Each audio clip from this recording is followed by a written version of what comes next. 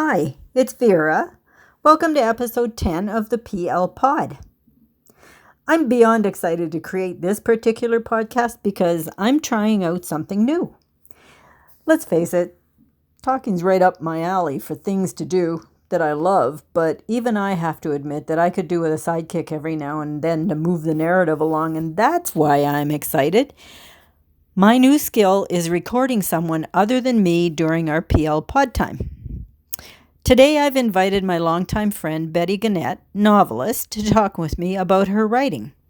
Betty is under contract with Renaissance Press, a Canadian press located in Gatineau, that in the fall of 2020 accepted Betty's manuscript, A Burning We Will Die, for publication. Hi, Betty. Hello, Vera. Thanks for letting me use you this way. Okay. Please give listeners an idea of what your debut novel is about. Well, I've nursed for over 40 years, so I decided to write a light mystery series, and this would be involving a nurse protagonist. Okay.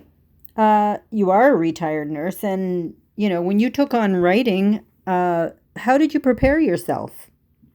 Well, I read a lot of self-help books and started out with practicing just short stories, some articles in magazines. Took a number of years before, after submitting and that anything got accepted, though. But you keep slogging along. Yes, you do. We all do. And, that first publication is so exciting. Right. And this must have been exciting when you got your manuscript accepted. Finally, yes. Right. One of the things I have often read online in writers' advice columns is that new and budding writers should join a writing group or a critique group. How do you feel about that? Oh, definitely, and it's like a family together when you go there, because your own people that you're with, like nursing people I'm with a lot, aren't interested in, all the things that you're doing with the writing skills. And we attend workshops together, and we take courses. You can take them online, and just people helping other people to get ahead. We're all in the same boat, all doing the same thing.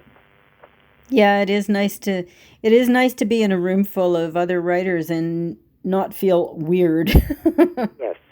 Yeah, it is. Yet another bit of advice I've read is that when you should read everything you can in your own genre. Is that what you've done? Well, because I enjoy it, yes, I do read a lot of everything. But again, I grew up with Nancy Drew and went on to Agatha Christie, Mary Higgins Clark, Sue Grafton. And I think my favorite right now would be Harlan Coben. And they're more modern styles, but, everybody writes in different time frames, too. That is true. I have read some British authors, and I find their work somewhat dark. I started out with one author whose name I won't mention, but he has an inspector who, in the first book, was really interesting, and I was excited to find a new author, and then each progressive book was darker and darker. Is that your feeling, too, about British work? Well, some of them, like I said, Martha Grimes was one that I read but got a little too bloody. I like a light humor, and I like to laugh a bit, and you don't want to just horror right through the whole thing. Yeah, that's true.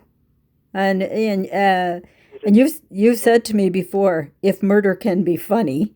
Yes. Yeah. Well, the one that does do that was I can't remember her name now. Janet Ivanovich. Yes. She does some joking, a lot of fun in her stories. Well, Stephanie Plum is her character, and she's so wacky that, it is very humorous. It's a great look into someone's life, as all novels are, really. Mm-hmm. So those are your favorite authors, and... Pretty well, yes. Yeah. And actually, many of them are my favorite authors as well. I would add Michael Connelly to my list. And... Read some of his, too, yeah. Yeah. What other advice would you have for writers who are just, beginning? Well, they have to practice, and like I say, you have to sort of know what you're doing. I mean, you could get lost in stuff like POVs and all the different stuff that is out there. And if you just write little bits and small things and submit them maybe they'll tell you what's wrong with them. Yeah, that's true. That is very true. I enjoy the critique sessions, and I think that we all learn a lot. Even when someone else is being critiqued, if you listen, you may learn something about your own work. That is true. Yeah. Yeah. Well, this was short and sweet. Thank you for doing this with me. Oh, you're welcome. I'd like everybody to hear Betty's poem now, Poor Minnow, which was published in Our Lake Shall Set Us Free, edited by Roger Nash, Sudbury's first poet laureate, because as poet laureate, it wouldn't be a podcast without a poem in it. And now I'll turn it over to Betty. Okay, this is one about my lake. I live right on Minnow Lake, and everybody sort of around here knows how poor the lake is, so it's Poor Minnow. In spring, a lake. In summer, a swamp. Your placid facade erupting with lily pads and weeds choked.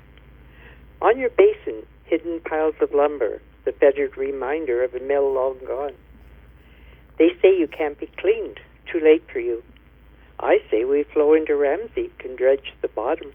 Too costly, they reply. So we watch lily pads and green algae multiply and swell to spread across your surface, cloaking and masking life. Building silt rises to further choke you. Someday soon, we won't see a lake at all. Thank you, Betty. That was wonderful. And thank you, everybody, for listening. We've reached the end of this podcast, and you know what I always say? Write something. It feels good.